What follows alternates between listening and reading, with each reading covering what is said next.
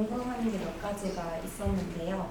우선 일단 1차적으로 근본적으로 궁금했던 게 아무래도 이제 전문가가 이제 뭔가 제공하는 그런 정보들을 기반으로 한다고 말씀을 주셨는데 그게 혹시 어떤 통계적 신뢰가 있을 만큼 연구가 잘 선행이 되어 있는 상황인지 그게 일단 궁금하고요. 이게 왜 궁금했냐면은 이제 PMS 기록을 할 때 어떤 형태로 기록할 건지가 궁금했습니다. 텍스트 형태로 써야 하는지 아니면 그러니까 연구가 잘 돼 있어서 이게 어느 정도 구분이 잘 가서 직관적으로 이렇게 가능한 형태여야지 의지 가능성이 이게 될 것 같거든요.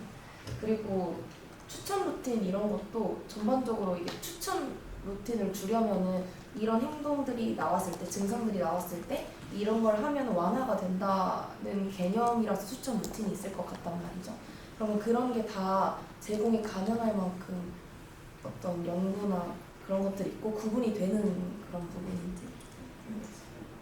그 부분에 대해서 저희도 고민이 되게 많은 게 PMS라는 게 증상도 굉장히 다양하고 이런 증상에 대해서 이런 처방 혹은 이런 대처가 있다고 해서 그것이 무조건 완화된다고 할 수 없는 부분이고요.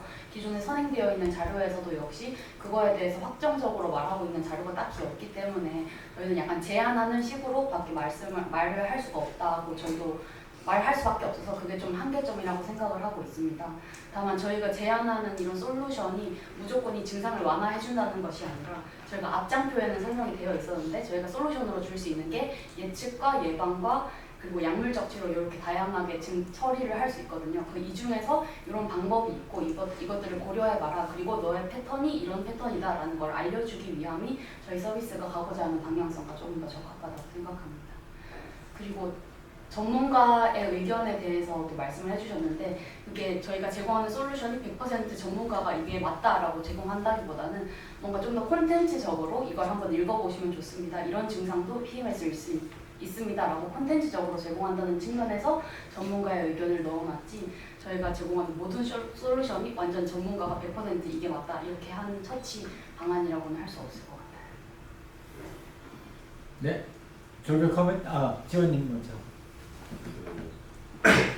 다른 부분에 대해서는 사실 제가 잘 모르는 부분이어가지고 잘 질문드리기가 저는 왜냐면 커뮤니티 베이스 관련된 컨텐츠가 있다는 게 사실 이 커뮤니티의 익명성이 확보되는 순간 커뮤니티의 그 양날의 검적인 부분이 어느 정도 드러난다고 생각을 하거든요.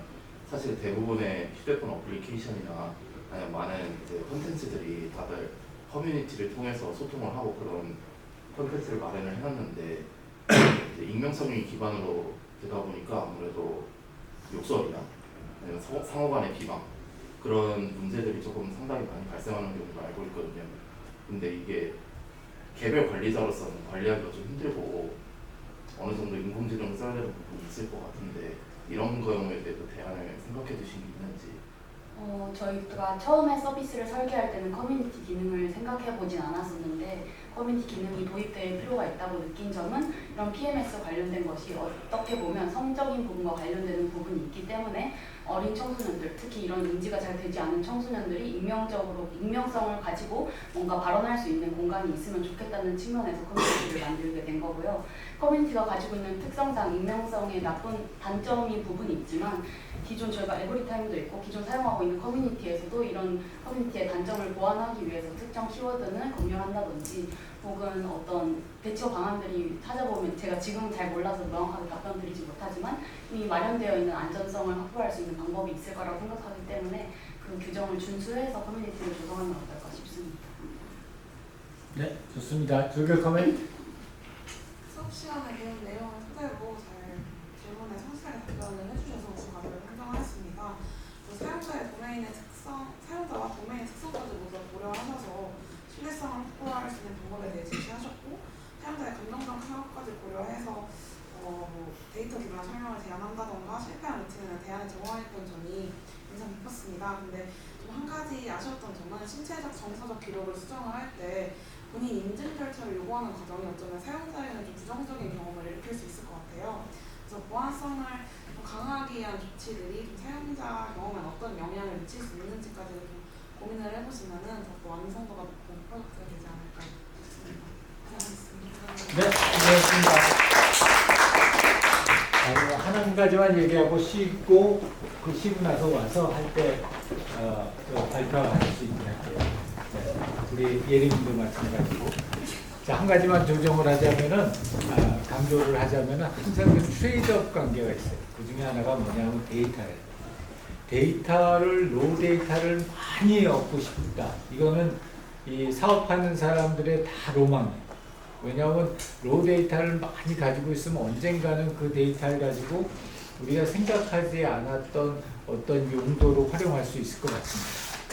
근데 내가 특히 민감 데이터가 하나라도 시스템에 들어오는 순간서부터 회사의 리스크는 확 올라갑니다.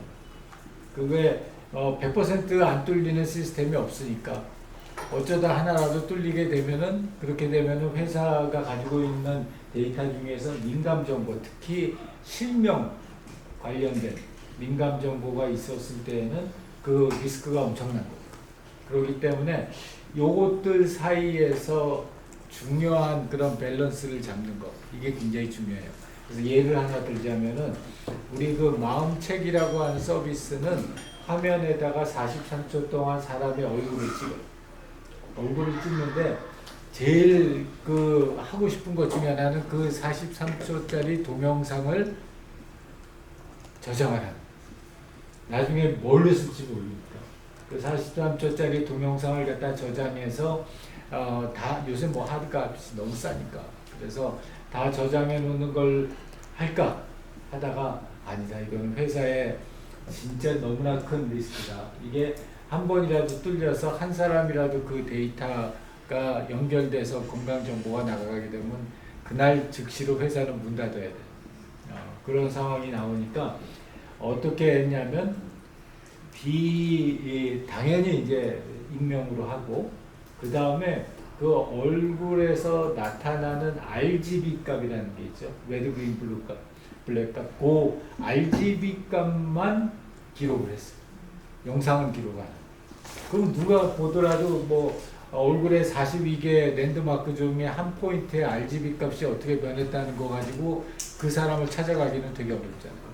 그래서 이제 그런 거가 항상 가져야 되는 트레이드업 관계입니다. 보안과 회사의 리스크와 그 다음에 앞으로의 데이터의 활용 가능성, 이런 것들 여러분들도 이제 새로운 제품을 만들거나 서비스를 만들 때 그 부분에 특히 유념해서 했으면 좋겠습니다. 자, 지금 52분이고요. 우리 8분 동안 쉬고 나서 정각에 다시 만날게요. 우리 두 팀은 앞에 나와서 발표 준비 좀 해주시면